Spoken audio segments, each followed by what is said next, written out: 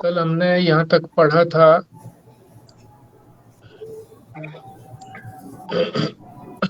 कि सीता जी की माता जी ने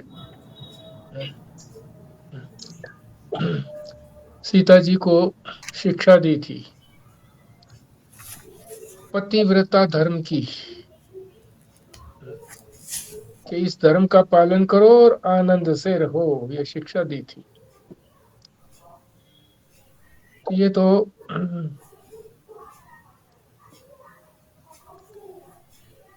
सीता जी को दी थी शिक्षा, और उस शिक्षा से हमें भी शिक्षा दी जा रही है आध्यात्म रामायण में, क्योंकि इस आध्यात्म रामायण का उद्देश्य यही है कि जो अधिदैव में है, अधिदैव रूप कौन है? भगवान राम। और अध्यात्म रूप कौन है? जीव में। इन दोनों की एकता को बनाना है। तो जो शिक्षा दी गई जानकी जी को,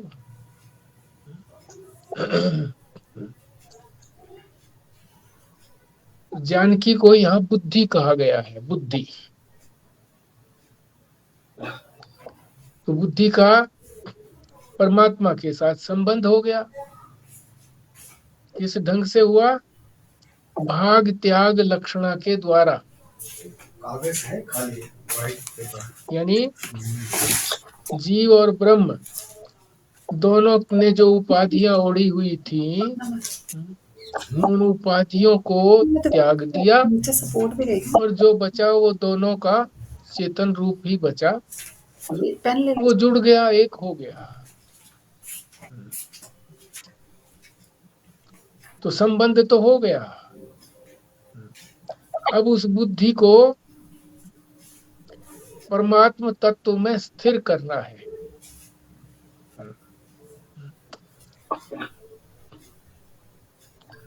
और वो स्थिरता कैसी होनी चाहिए? बुद्धि की स्थिरता।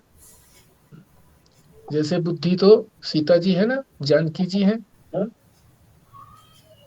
तो शिक्षा क्या दी थी कि हमेशा राम का अनुगमन करना। क्या मतलब है? उसके पीछे पीछे चलना। चलने का मतलब ये है कि परमात्मा के अनुकूल ही बुद्धि को चलाना है।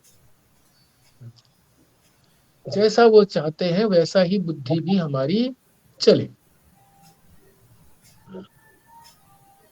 ये है पतिव्रता धर्म का दृष्टिकोण।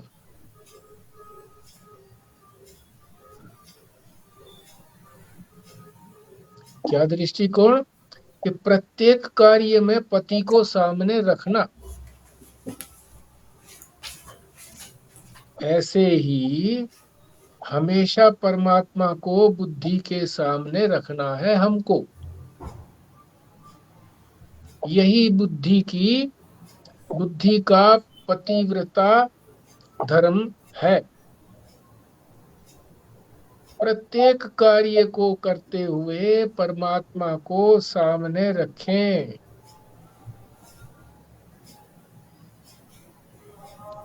अभी हमारी बुद्धि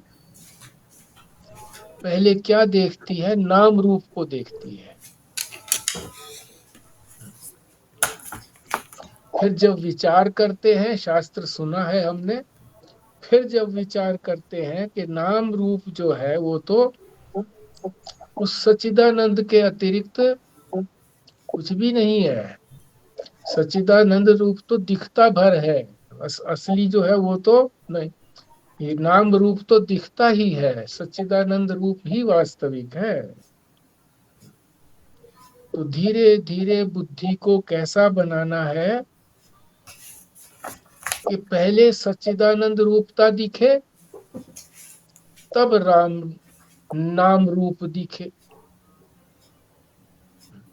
अभी हमारी बुद्धि कैसी है कि हम तो नाम रूप को देखते हैं, दिखाई दे गया तो नाम रूप। और अगर हमने विचार किया, शास्त्र पढ़ा है, उसका विचार किया है, मनन किया है, तो फिर हमको ध्यान में आता है कि नाम रूप तो मिथ्या है, असली चीज तो सच्चिदानंद है। ऐसी हमारी स्थिति है। और स्थिति हमने इससे उलट बनानी है। क्या बनानी है? कि कोई भी चीज दिखाई दे, कोई भी पदार्थ दिखाई दे, व्यक्ति दिखाई दे, वस्तु दिखाई दे,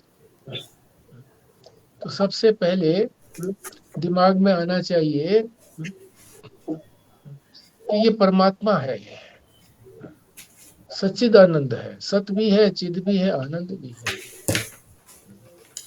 उसके बाद नाम रूप का ध्यान आ जाए। अब इसके लिए उदाहरण बताते हैं। ये जो हाँ आपने जी। कहा ना कि हमें अपनी बुद्धि को परमात्मा के अनुकूल चलाना चाहिए, हमें कैसे पता लगे किसी भी परिस्थिति में कि परमात्मा क्या चाहते हैं?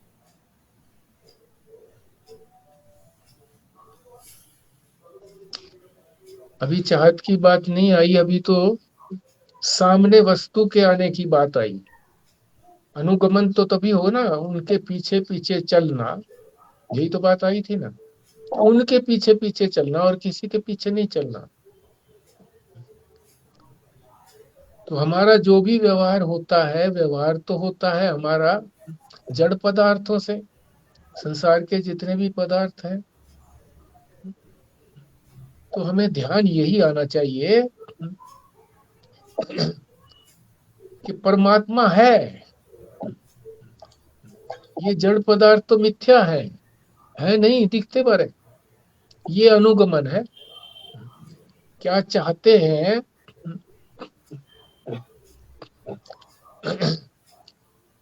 ये तो वहां चेतन की बात आ गई है ना, चेतन की। चेतन क्या चाहता है? वो तो यही चाहता है कि मेरे सामने ही दृष्टि रखो, यही चाहता है। हमें क्या पता लगे, आप कह रहे हो ना, हमें क्या पता लगे वो परमात्मा क्या चाहता है? वो यही चाहता है कि मेरे पीछे पीछे आओ, मुझे देखो।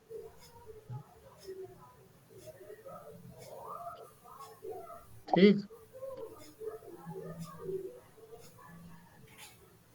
तो उदाहरण दिया है कि कोई भी पुरुष दिखाई हमें देता है अभी, मनुष्य मनुष्य कोई दिखाई देता है, तो हमें दिखाई देता है कि ये या तो आदमी है या औरत है। ऐसे देखते हैं हम, मनुष्य नहीं देखते। स्त्री भी तो मनुष्य है।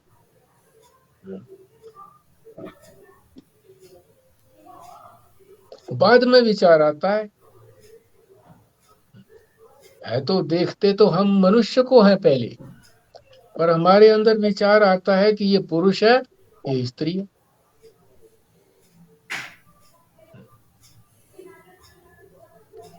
जिसके मन में कामना होती है उसे मनुष्य नहीं दिखाई देता। उसे पहले क्या दिखाई देता है कि ये पुरुष है या स्त्री है। फिर आगे भी बढ़ता है वो कि स्त्री है तो सुंदर है, सुंदर है या असुंदर। सुंदर है तो ये भी मन होता है कि अरे मेरे पास होना चाहिए था, ऐसी सुंदर तो मेरे संग होनी चाहिए। ये कामना आगे बढ़ रही है, मैं भोग करूं।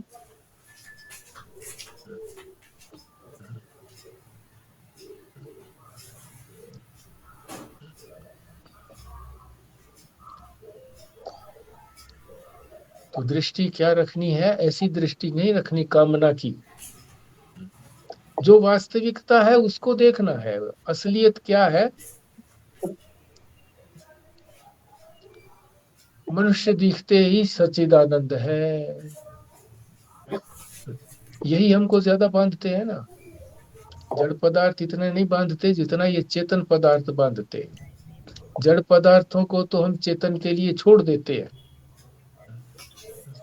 बीमार हो गए, असाध्य बीमारी हो गई, कितना ही पैसा लग जाए जी, ठीक होना चाहिए चेतन के लिए।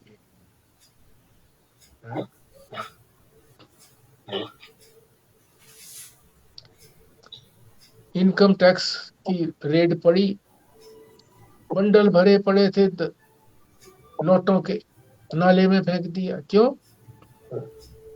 अपने आप को बचाना है, चेतन को बचाना है, ये ना फंसे, जेल में ना जाना पड़े, इसको कष्ट ना सहना पड़े। जड़ा ये तो छोड़ो।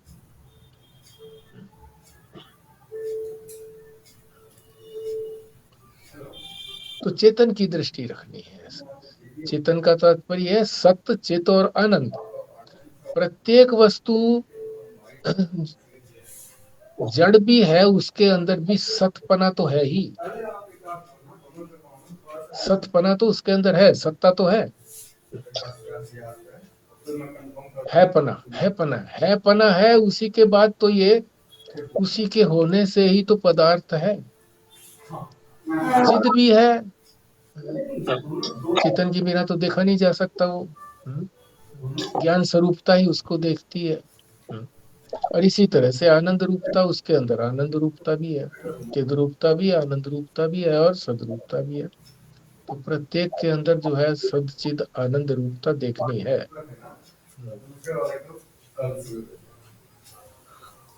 अगर हमने कामना की दृष्टि रखी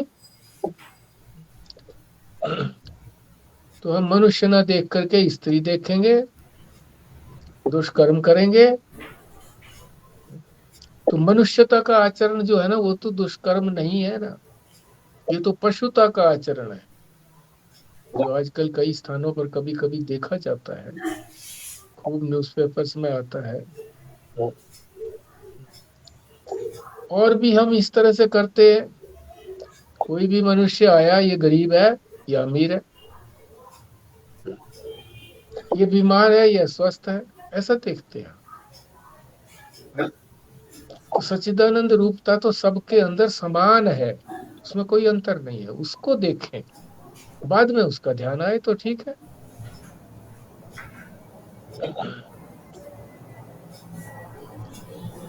आंखें तो सबके पास एक जैसी है, पर देखने देखने में अंतर है। जिसने शास्त्र का श्रवण किया है, उसको पता लग गया है कि सच्चिदानंद रूपता ही वास्तविकता है, बाकी तो सब मिथ्या है। तो वो सच्चिदानंद रूपता देखता है। दूसरा जो है, आंखें तो उसकी भी वही है, वो सच्चिदानंद रूपता नहीं देखता, वो नाम रूपता देखता है। तो दृष्टि में फर्क करना है, अपनी दृष्टि को सुधारना है।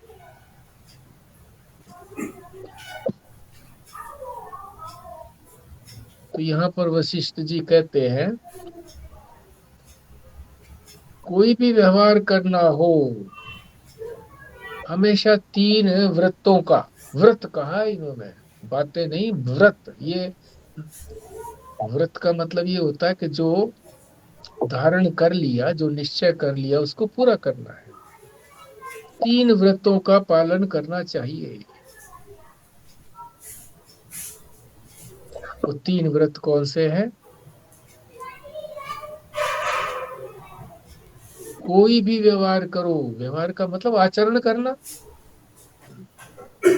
उसके अंदर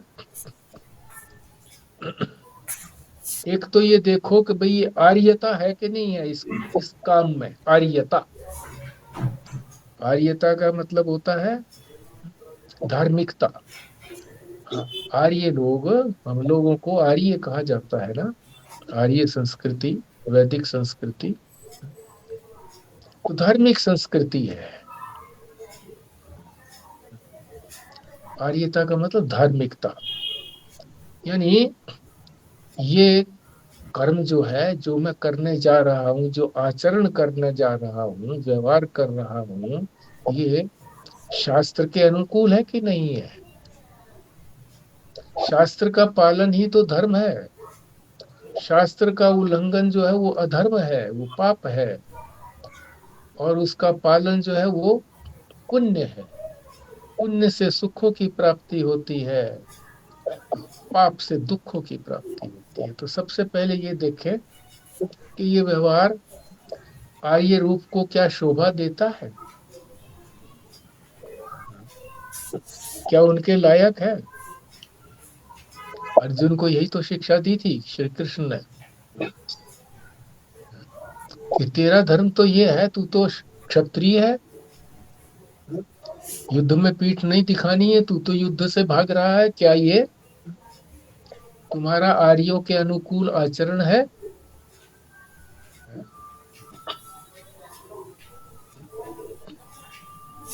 क्योंकि अर्जुन ने कहा था कि मैं तो युद्ध नहीं करूंगा।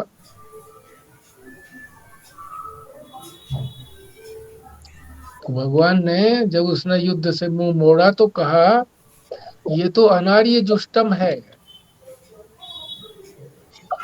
आर्यों जैसे नहीं है, बातें तो तू आर्यों जैसी करता है।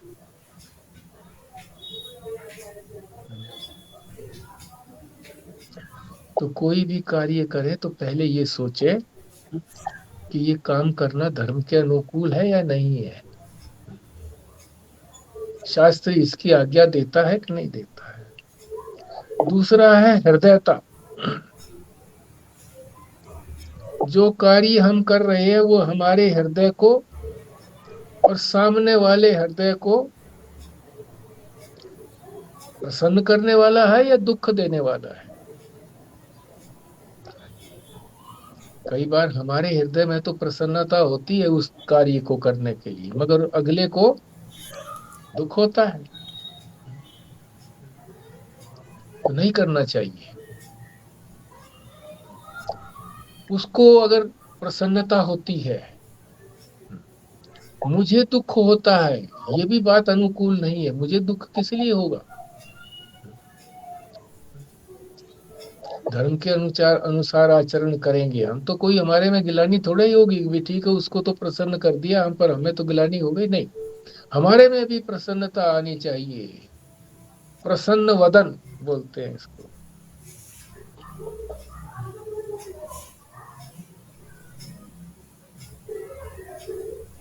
तो व्यवहार में जो है ना, वो हम सब यही है, कोई व्यापार करता है, कोई नौकरी करता है, कोई घर में ही काम करता है, तो व्यवहार तो होता ही ना, सबसे होता है। चेतनों से व्यवहार होता है, और जब चेतनों से परफेक्ट व्यवहार होता है तो फिर हम जड़ से भी ठीक व्यवहार करने लगते हैं।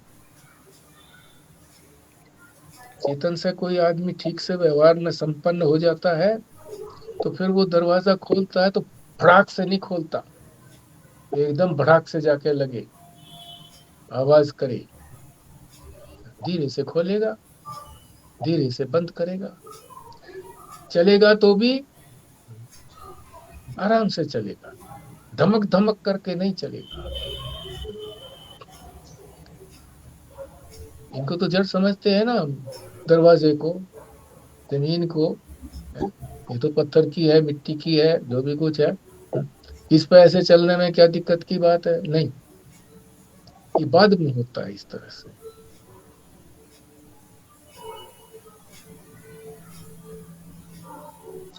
किसी के गलत आचरण को देख करके ये जानते हैं कि भाई हाँ इसने गलत कठोर शब्दों का प्रयोग किया है, तो हम उसको रोकें। मगर कैसे रोकें?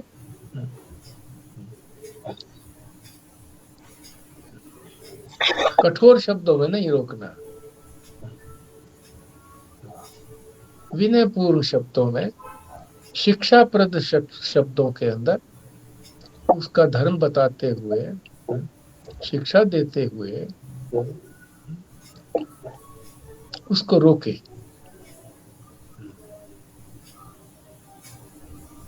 और जिसके साथ हमारा संबंध होता है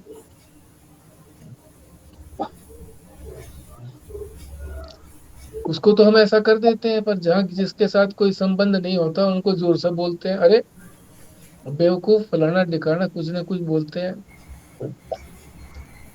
लठ उठा करके मारने लगते हैं। गलत काम तो कर रहा है वो, पर ऐसे नहीं, गलती उसकी होगी तो भी वो नहीं मानेगा। क्यों? उसने देख लिया कि ये तो लठ उठ गया है, मार रहा है मेरे को, उल्टा उल्टा पुल्टा कह रहा है, तो अपनी गलती भूल जाएगी, दूसरे की गलती याद आएगी।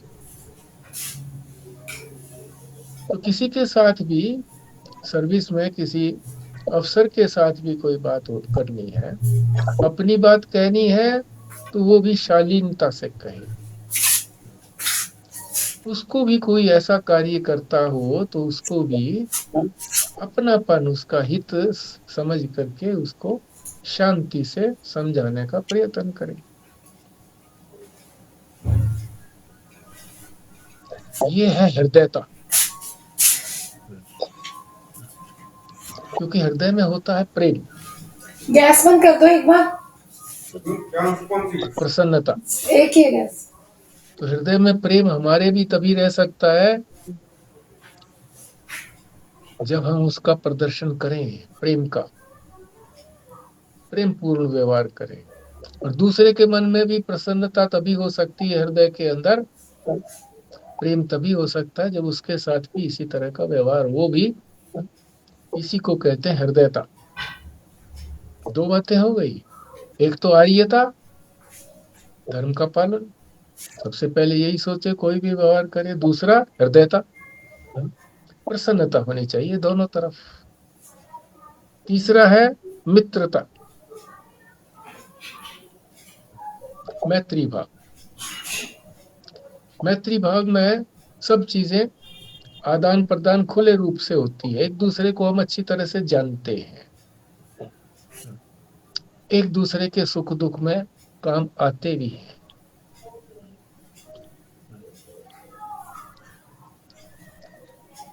तो उसके प्रति यदि मित्रता का भाव है तो हमारा उसके प्रति हित का भी भाव रहता है, हित, इसका हित हो।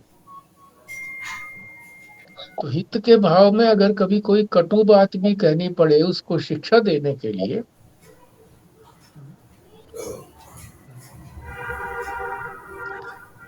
तो पंजाबी महात्मा जो थे, जब यात्रा पे गए, तो यात्रा से आने के बाद फिर उनके दर्शन किए गए हम दोनों। अरे तू इत्थे फिर आ गया, उत्थे ही क्यों नहीं मर जाना सी, इत्थे आके की करेगा? मतलब संसार में फिर क्यों घुसते हो? जो जंगल में चले गए, वहां उद्देश्य की पूर्ति के लिए गए, तो उद्देश्य पूरा करके आना चाहिए, यहाँ किस लिए आ गए? तो कटु वचन होते हुए भी थे तो हितप्रद है, और गुरु थे, है? गुरु भाव से ही जाते थे।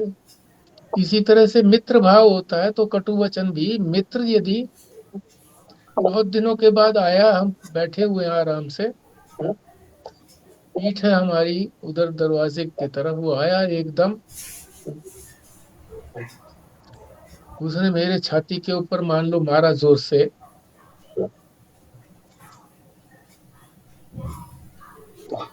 तुरंत गुस्सा आएगा, अरे कौन आया ऐसा मारने वाला? पीछे देखा तो अरे मेरा तो पुराना मित्र है, बहुत दिनों के बाद आया, गले लग गए।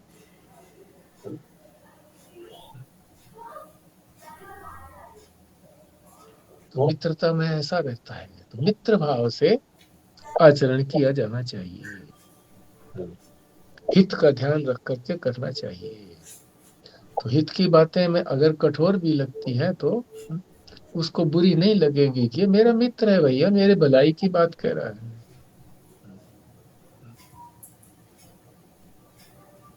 तो यही शिक्षा सीता जी की माता जी ने उनको दी थी कि राम के साथ, राम के अनुसार चलने का तरीका है। ये तरीका भी बता दिया, इस तरह से तीन चीजों का, तो व्रत रखिए, तीन चीजों का पालन करना है, निश्चित रूप से करना है।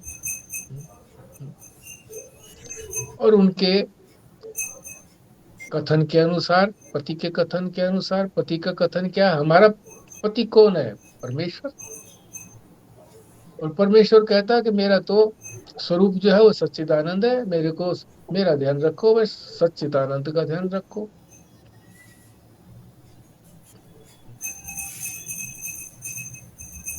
इसी को कहा है कुशलता। सीता जी को शिक्षा दी थी, यही कहा था कि कुशल बनना। 300 दासियां तुम्हारे पास जा रही हैं, 300 दासियों की सेवा तुम अपनी करा सकते हो, मगर सास की नहीं, सास की तुम स्वयं करो, ये कुशलता है। इसी कुशलता को सब तरफ हमारी दृष्टि ब्रह्म की बनी रहे, इसको कहते हैं कुशलता। सर्वत्र ब्रह्म दृष्टि, ब्रह्म ही तो है, ब्रह्म का अर्थ है सच्चिदानंद।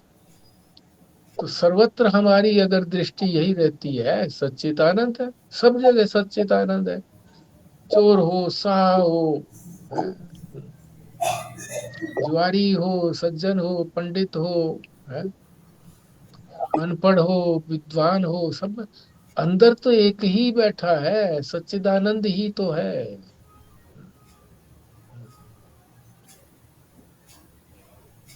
जब तक ये सर्वत्र नहीं रखेंगे ना दृष्टि, तब तक ये स्थिर नहीं होगी दृष्टि हमारी।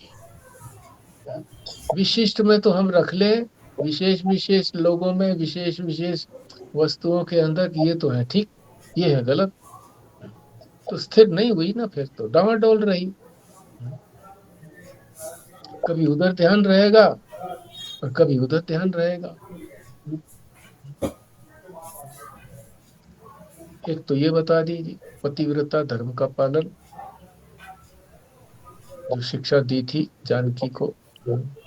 तो हमारा भी पति परमेश्वर है, तो उसका ही अनुसरण करना है, उसी को ही हर समय देखने का प्रयत्न करना है, हर व्यवहार के अंदर, हर परिस्थिति के अंदर, कि जो परिस्थिति उसने दी है हमको, प्रतिकूल परिस्थिति दी है, वो भी मेरे कल्याण के लिए दी है।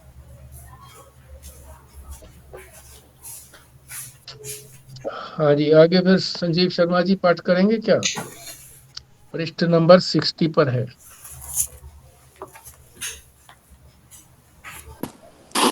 जी, जहां तक आपने पढ़ लिया वहां से आगे जी। हाँ जी, नहीं तो ब्रह्म वहां दृष्टि से स्थिर नहीं बारात। होती इसके बाद। हाँ जी। वहां से बारात 3 योजन दूर पहुंची। हाँ, इसको समझ लो, योजन का अर्थ क्या है। योजन कहते हैं, एक योजन जो है वो 8 मील की होती है, 8 मील। तो 3 योजन जो है वो कितने, 24 मील हो गए। 24 मील मील दूर गए तो कुछ घटना घटी, वो आगे बताएंगे, पढ़ेंगे, पढ़िए आप। तो दशरथ को चारों तरफ घोर अपशकुन दिखने लगे। वे घबराकर वशिष्ठ जी से पूछने लगे कि ये अपशकुन क्यों हो रहे हैं। वशिष्ठ जी ने कहा कि कोई भय आने वाला है, लेकिन साथ में शुभ शकुन भी हो रहे थे, इसलिए पता था कि आपत्ति आएगी, लेकिन यह निर्वत भी हो जाएगी। वे लोग ये बातें कर ही रहे थे कि बड़ी प्रचंड वायु चलने लगी और इतनी जोर की आंधी आई कि धूल से लोगों को अपनी आंखें बंद कर लेनी पड़ी। बंद आंखों से ही उन्होंने देखा मानो कोई प्रकाश आ गया होए। वापस आंख खोली तो देखा कि धनुष और फरसा लिए हुए परशुराम जी वहां आ गए थे। उन्हें देखते ही दशरथ को बड़ा भय हुआ। अर्ध्यादि पूजां विस्मृत्य त्राहि त्राहिति चाब्रवीत दंडवत प्रणीप्तताये पुत्र प्राणम प्रयच्छ मे। परशुराम जी आए हैं, उनकी पूजा करनी चाहिए, लेकिन दशरथ अर्घ्य आदि देना भी भूल गए और भय के मारे दंडवत प्रणाम करके केवल यही कहने लगे कि मेरे पुत्र के प्राणों को बचाइए। क्योंकि परशुराम क्षत्रियों के विरोधी थे, अतः डर था कहीं राम को मार न डालें।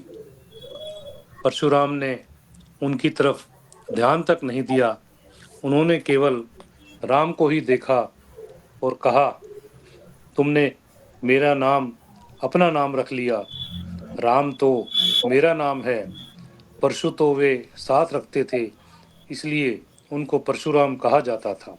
स्पष्ट है जी ये तो बात कि परशुराम इसलिए कहा जाता था, नाम तो राम ही है, वो फरसा साथ में रखते थे तो परशुराम कहा जाने लगा।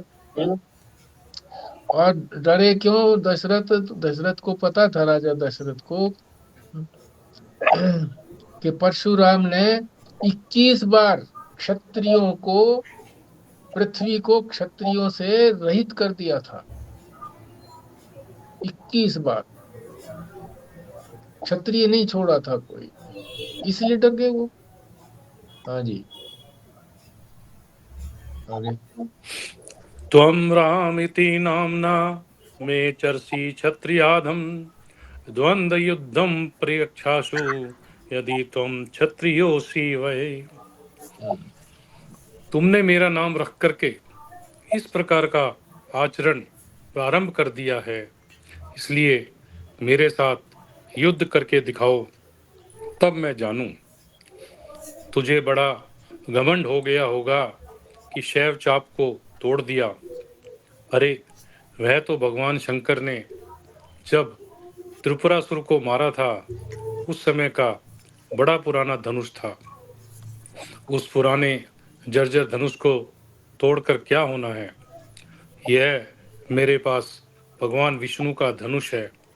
यदि इसको तुम प्रयुक्त कर सको तब मैं जानूं कि तुम्हारे अंदर कोई शक्ति है, और यदि तुम इस धनुष को नहीं उठा सकोगे तो मैं अवश्य तुम्हें नष्ट कर दूंगा, क्योंकि प्रसिद्ध है कि मैं क्षत्रियों को मारने वाला हूँ। राम जी ने उनकी तरफ देखा। जो धनुष वे कंधे से उतार रहे थे वह उनके हाथ से छीन लिया। तुरंत ही उन्होंने उस धनुष के ऊपर बाण चढ़ा दिया और परशुराम से कहा, लक्ष्यम दर्शये बाणस्य मयगो मम सायकः। क्षत्रिय का नियम है कि यदि म्यान से तलवार बाहर निकल जाए तो बिना खून पिए वापस नहीं रखी जाती। यदि बाण धनुष पर चढ़ गया तो अपने लक्ष्य को भेदे बिना वापस नहीं आएगा। जीवन में रहने का तरीका ऐसा ही होना श्रेष्ठ है। हम लोग बातें खूब करते हैं कि कर्मचारियों को नियंत्रित कर देना चाहिए, राज्य बदल देना चाहिए, दुश्मन के दांत खट्टे कर देने चाहिए आदि, लेकिन इन कार्यों के लिए थोड़े भी प्रयास की हम में हिम्मत नहीं है। जैसे तलवार निकल गई तो खून पिएगी ही, वैसे यदि मुख से कोई वाणी निकल गई तो चाहे कितना कष्ट होवे उसको पूरा करना ही पुरुषता है। हम लोगों के विचार और आचार में भेद के दृष्टिकोण के कारण किसी प्रकार का निश्चय करने की शक्ति हम में नहीं रह गई है। हाँ जी, इसको समझ लें कि जो एक बार जो बात मुंह से निकल गई, भाई ये बात मैंने करनी है, तो उसको पूरा करना है, चाहे वो कितना ही कष्ट हो जाए उसके लिए।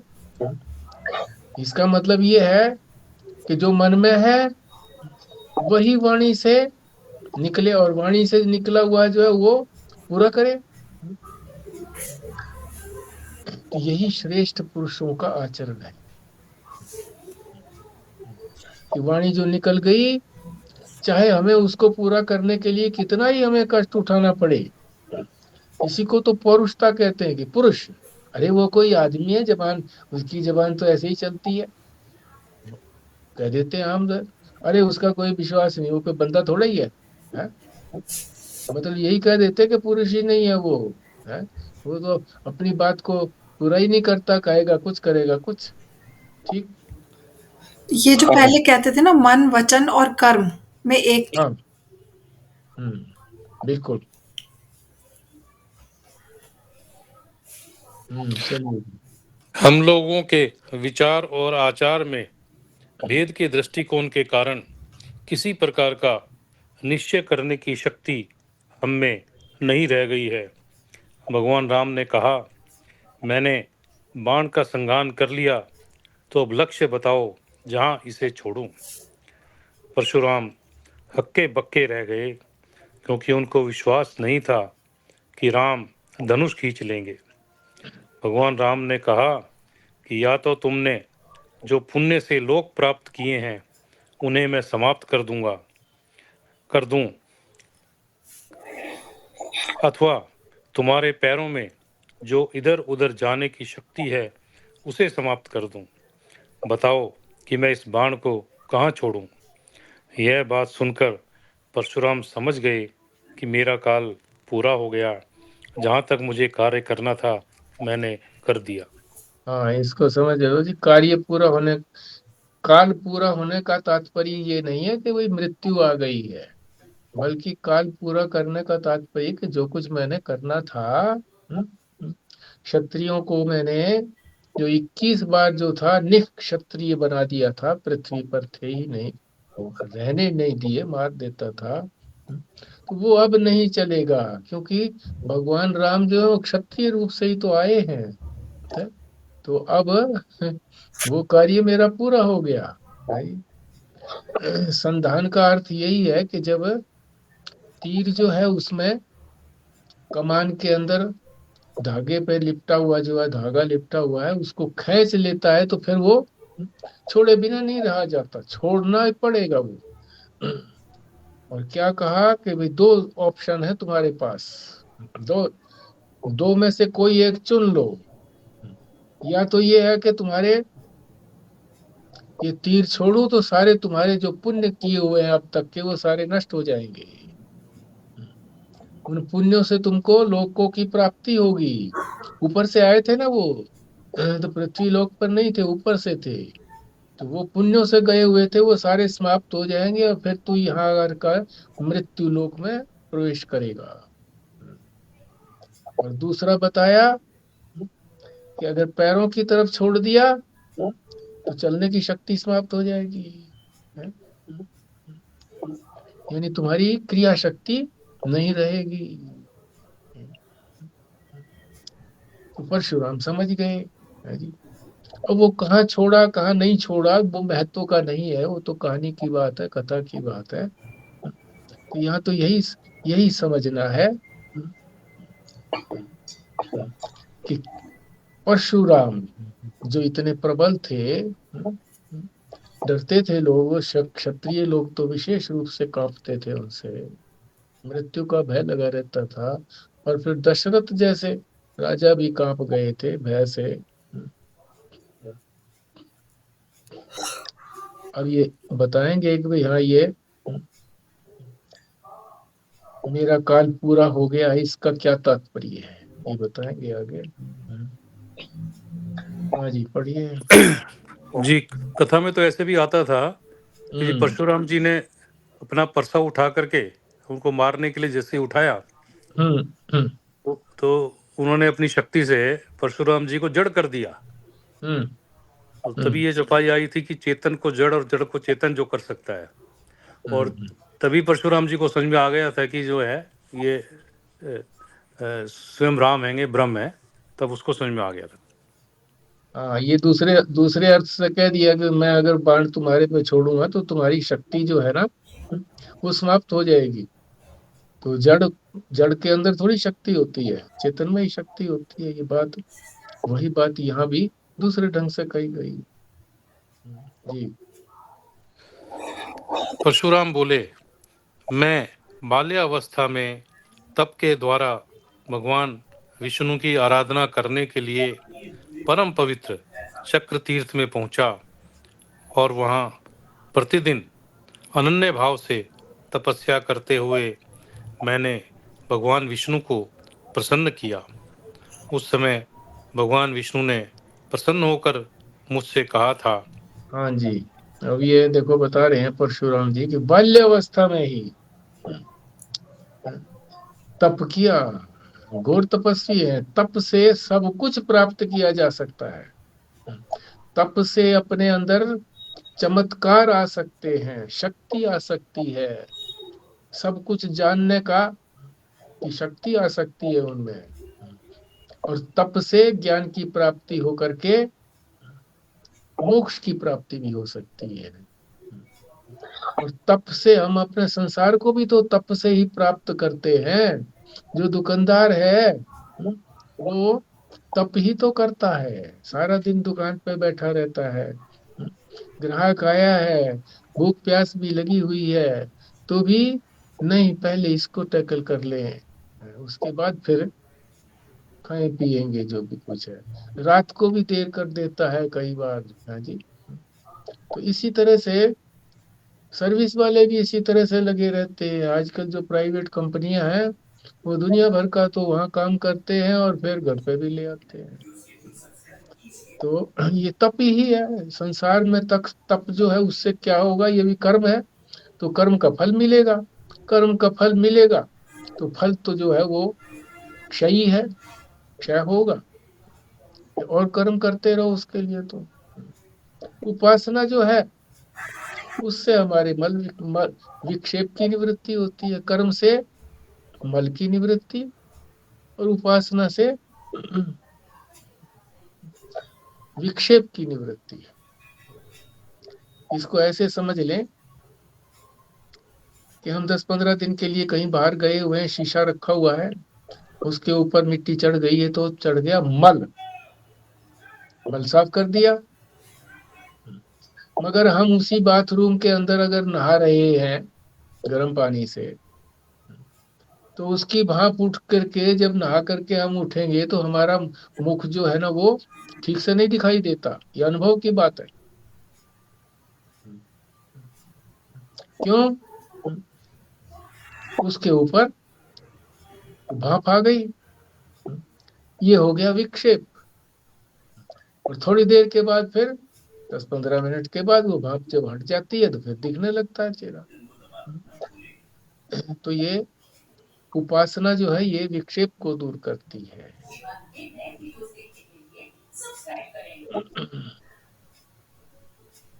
तो ये तप की बात आ गई। और तप कैसे करते थे वो? अनन्य भाव से, कि परमात्मा से मैं अतिरिक्त नहीं हूं, ऐसी तपस्या करते थे। उपासना में भी इसी तरह से है कि मैं परमात्मा से अलग नहीं हूं। तो तप भी एक उपासना ही है।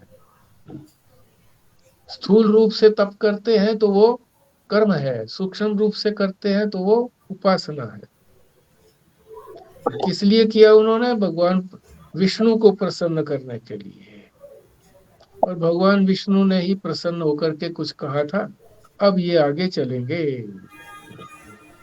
क्यों किया था उन्होंने तप, ये आगे बताएंगे। हाँ जी। अपन मच्चिदंशेन युक्तस्तव जहि है हं पुंगवम कार्तवीर्य पितृहणम त्यदर्था तपसा श्रम। अपने पिता के हत्यारे कार्तवीर्य को मारने के लिए तुमने तप किया है। अब मेरे चिदंश से संपन्न होकर तुम यह कार्य करो। पृथ्वी को जीतकर इसे कश्यप को दान में दो। जब राम आएंगे तब तुम्हारा कार्य समाप्त हो जाएगा। उनकी यही पहचान है कि मेरे वैष्णव चाप को खींच लेंगे, इसलिए मैंने अब आपको पहचान लिया है। अब आप जैसा उचित समझें वैसा करें। हाँ, यहाँ थोड़ा सा समझ लो। मतलब क्यों तप किया था उसने? उनके पिता का हत्यारा था कार्तवीर्य, उसको मारने के लिए तप किया था कि हाँ मुझे ये सिद्धि मिल जाए। तो भगवान विष्णु ने दर्शन किए थे और उन्होंने कहा था कि भैया ठीक है, ये कार्य तुम करो, मेरा चिद अंश तुम्हारे अंदर चला जाएगा, ज्ञान शक्ति। चिद अंश का मतलब है ज्ञान शक्ति, और तुम सारी पृथ्वी को जीत लोगे। जीत ही लिए थे उन्होंने पृथ्वी को। और जीतने के बाद इसे दान में दे दो। किसको दे दो? कश्यप, कश्यप को दे दो, दान में दे दो। कश्यप ने कश्यप ने भी तपस्या की थी। भगवान को तपस्या करके क्या मांगा था उन्होंने, भगवान प्रसन्न हो गए थे, विष्णु भगवान। उन्होंने कहा तो हाँ बोलो क्या चाहते हो। तो कश्यप ने कहा कि मैं चाहता हूं कि आप मेरे यहाँ पुत्र रूप से उत्पन्न हो। तो विष्णु ही जो है वो राम रूप से दशरथ के यहाँ प्रकट हुए। कश्यप, भगवान विष्णु जो है वो कश्यप की तपस्या से भगवान विष्णु राम के रूप में राजा दशरथ के यहाँ प्रकट हुए। ये आप समझ ही गए। आगे चलिए जी।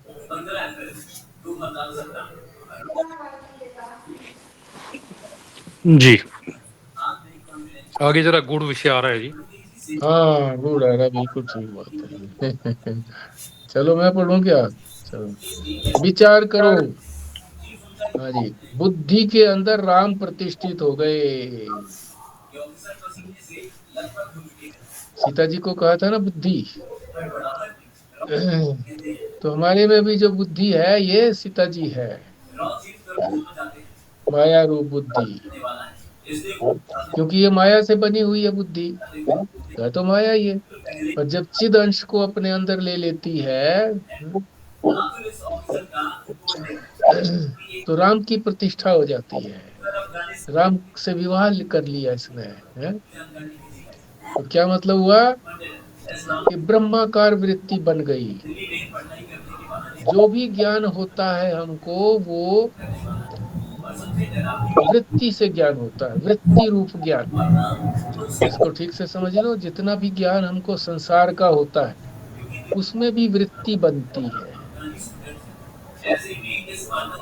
वृत्ति का मतलब क्या है, आंखें उस पदार्थ तक जाती हैं, उसके चारों तरफ उसको घेर लेती हैं। चेतन अंश के साथ ही तो जाती है, वहां से चेतन अंश के साथ जाती है। और चेतन अंश वहां भी विद्यमान है।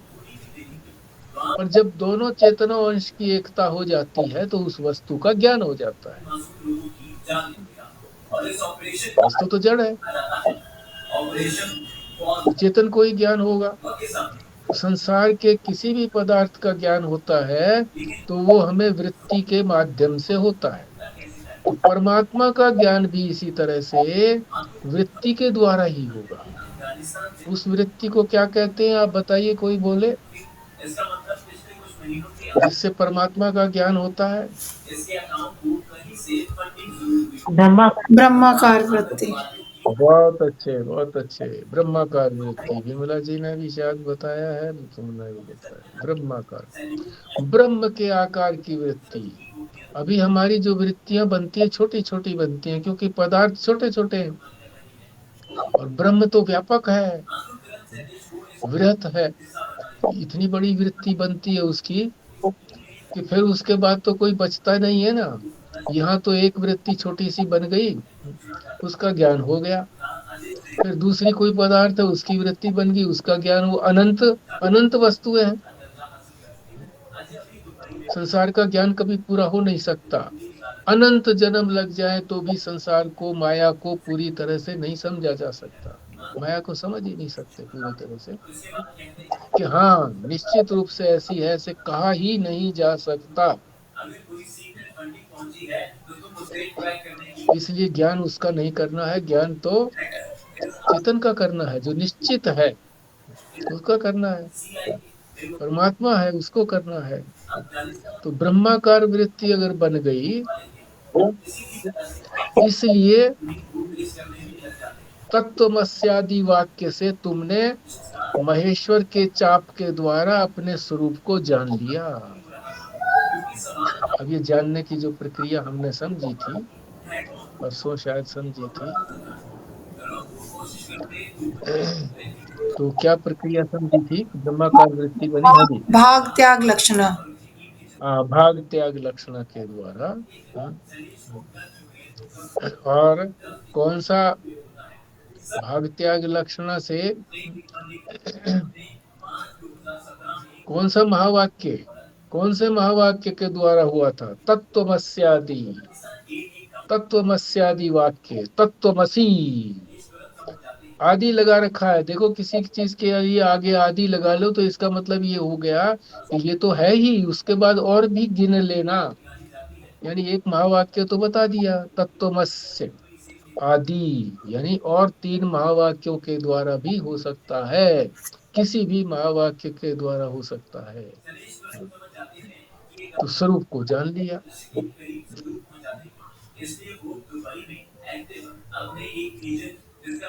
आगे ये है, आगे वैष्णव चाप को उठाना है? वैष्णव चाप जान तो लिया, अभी पूरी बात नहीं हुई है। अपने स्वरूप को तो जान लिया, हम क्या हैं, हमने अपने शरीर, शरीर इंद्रियां मन बुद्धि चित्त अहंकार चेतन से हटा लिया। ये तो हो गया त्वम का ज्ञान, अपना ज्ञान, अपने स्वरूप का ज्ञान। और अभी बाकी है, क्या बाकी है? वैष्णव चाप को उठाना है। वैष्णव चाप, वैष्णव चाप का मतलब वैष्णव माने विष्णु,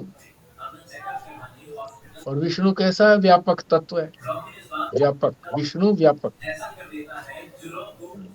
तो भाग त्याग लक्षणा के द्वारा जो महेश्वर ताप को तोड़ा, महेश्वर के धनुष को तो तोड़ा, तो ये पता लगा कि मैं ब्रह्म हूं। भाग त्याग लक्षणा के द्वारा महेश्वर ताप को तो टूट गया, ये तो उस समय टूट गया था महेश्वर ताप तो, मगर वैष्णव चाप नहीं टूटी थी। वैष्णव चाप वो उठाई नहीं थी, उठाने को ही तो कहा था ना इसने, परशुराम जी ने, कि मेरे इस धनुष को लो, इस पर प्रत्यंचा चढ़ाओ, इसको तो तोड़ना नहीं है। उसको तो तोड़ दिया था, उसको तोड़ करके 2 उसके अंश करके भाग त्याग लक्षणा के द्वारा अपने चेतन स्वरूप को तो जान लिया था, मगर अपनी व्यापकता को नहीं जाना था। ये बड़ी महत्वपूर्ण बात है। मैं इस शरीर में सीमित हूँ, इतना ही जाना था। चेतन हूं मैं, इसी शरीर में हूँ। आत्मा हूं मैं, आत्मा इसी शरीर में हूँ। यही आत्मा सारे शरीरों में है, ये नहीं जाना था। ये तो जब वैष्णव चाप, परशुराम ने जब अपना धनुष दिया, जब वो उठाया उन्होंने, प्रत्यंचा उसकी चढ़ाई, संधान किया, तब जाकर के व्यापकता का भान हुआ। तब जो है वो मैं ब्रह्म हूँ, मैं केवल आत्मा ही नहीं हूं, मैं ब्रह्म हूं। और मैं सर्वम खल विदम ब्रह्म, सब जगह मैं ही तो ब्रह्म हूँ।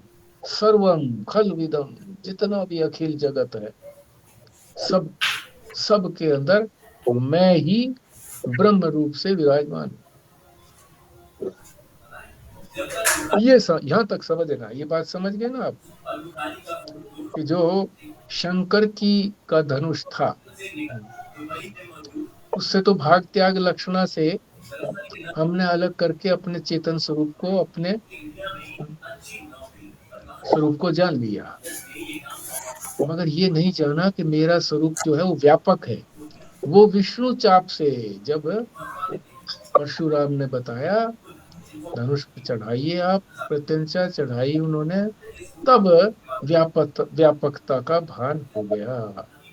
मैं ब्रह्म हूँ, अब मैं केवल आत्मा इसी शरीर में सीमित नहीं हूँ, मैं सारे ब्रह्मांड में मैं ही तो व्यापक हूँ। सर्वम खल विदम ब्रह्म। अब आके इस वाक्य में, सर्वम खल विदम ब्रह्म वाक्य में एक शब्द और आया है, बाध समानाधिकरण। बाद समान अधिकरण, इसको भी समझ लो। बाद कहते हैं मिथ्यात्व निश्चय, किसी चीज का मिथ्या, ये मिथ्या है, ये समझ लेना। समान अधिकरण, एक ही चीज के अंदर चेतन भी है, समान का मतलब दोनों समान में, एक ही समान, एक ही अधिकरण में दो चीजें हैं, चेतन भी और जड़ भी, आत्मा भी और अनात्मा भी। तो दो हो गए ना फिर। तो ज्ञान तो अद्वितीय है, फिर कैसे रहा ये, द्वैत हो गया ये तो। अद्वितीय ज्ञान तो नहीं हो, तो कह रहे हैं कि उसका बाद कर देना है, जो अनात्मा है उसका बाद कर देना है, उसको मिथ्या जान लेना है कि ये है ही नहीं, वास्तव में नहीं है, दिख रहा है, दिख रहा है, सच्चा नहीं है। सांप दिख रहा है, काटेगा नहीं, सच्चा नहीं है ये। इसको कहते हैं बाध समान अधिकरण, एक ही अधिकरण में दो वस्तुएं हैं, तो बाध समान अधिकरण। ये बात आप ठीक से समझ गए। तो मैं ब्रह्म हूँ, कब ब्रह्म हुआ हूँ, जब मैंने बाध समानाधिकरण को जान लिया, कर लिया बाध समानाधिकरण। मैं ब्रह्म हूं के बाद अगला कदम है कि सब कुछ ब्रह्म स्वरूप है, और जो भी कुछ दिखता है वो सब कुछ ब्रह्म स्वरूप है। सारे नाम रूपों का बाध करके अधिष्ठान रूप से ब्रह्म को जानना, यही वैष्णव चाप है। तो दो चापों का जिक्र आया है यहाँ पर, एक शिव चाप, एक वैष्णव चाप। शिव चाप से हमने अपने स्वरूप को जाना, और वैष्णव चाप से हमने अपने स्वरूप को ब्रह्म जाना, व्यापक जाना। तो अब यहीं तक हम रखेंगे। ये काफी, एक जो पैराग्राफ है ये काफी गंभीर है, इसको ठीक से कल एक बार फिर रिवाइज कर लेंगे, इसी इसी इसी पैराग्राफ को, फिर आगे बढ़ेंगे। आपने कोई शंका करनी है तो बोलिए। ये जो बात समानाधिकरण है, इसका मतलब क्या ये है कि जैसे एक ही वस्तु में हमें दो चीजें दिख रही हैं, रस्सी भी और सांप भी, उसमें से हाँ, हमने सांप का बाद कर दिया कि ये तो मिथ्या है, और फिर हमें असली चीज पता लग गई, असली चीज बिल्कुल रस्सी है। बिल्कुल इसी बिल्कुल। तरह से जैसे हम अपने शरीर को, अपने आप को हम शरीर, मन, बुद्धि, इंद्रियां सब समझते हैं, पर अब हमने इन सब चीजों को हटा दिया तो हमें पता लग गया कि हम तो चेतन तत्व हैं। इनका बात कर दिया। हाँ, पर यहाँ पे तो शायद बाद का मतलब ये है कि मतलब जो हमारी परिच्छिन्न वृत्ति थी उसको हमने अपरिच्छिन्न बना दिया, ब्रह्माकार वृत्ति कर दी कि अब मैं सब जगह पे मैं ही हूँ, या फिर ब्रह्म ही है सब जगह पे। हाँ हाँ हाँ, वो आगे अगला स्टेप आ गया, मैं सब ब्रह्म हूँ। यहाँ तो अगर हमने सारे शरीर आदि को अहंकार तक हटा दिया तो हम कूटस्थ रह गए। इसको कूटस्थ बोलते हैं, कूट में स्थित, झूठ में स्थित, कूटस्थ। मिथ्यात्व का निश्चय जो हो गया, हम्म, वो हो गया जी बात समानाधिकरण, मिथ्यात्व का निश्चय।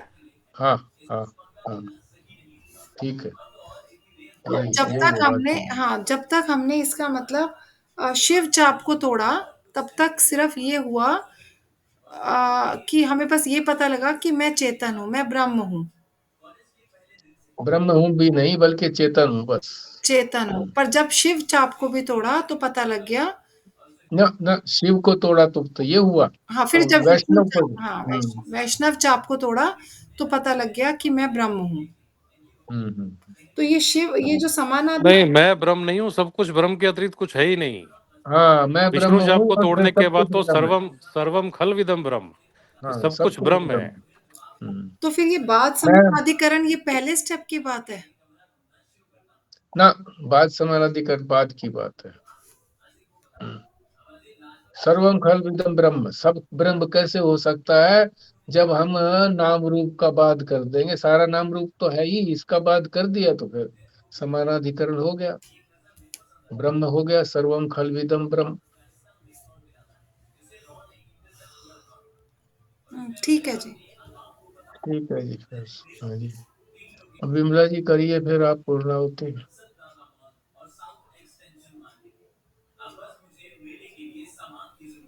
जी।